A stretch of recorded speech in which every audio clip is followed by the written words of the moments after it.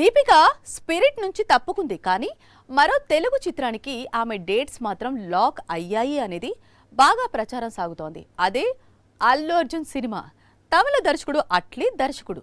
విచిత్రం ఏంటంటే ఈ చిత్రంలో దీపికతో పాటు మరో ఇద్దరు స్టార్ హీరోయిన్స్ కూడా కనిపించబోతున్నారు. ఇది ముందు నుంచి వినిపిస్తున్న రూమరే, కాకపోతే ఇప్పుడు కన్ఫర్మ్ అయ్యారు అంటోంది టాలీవుడ్. పుష్ప 2 తర్వాత తమిళ దర్శకుడు అట్లీతో అల్లు అర్జున్ కొత్త సినిమాను అనౌన్స్ చేశాడు. అనౌన్స్ చేసి కూడా చాలా కాలమైంది.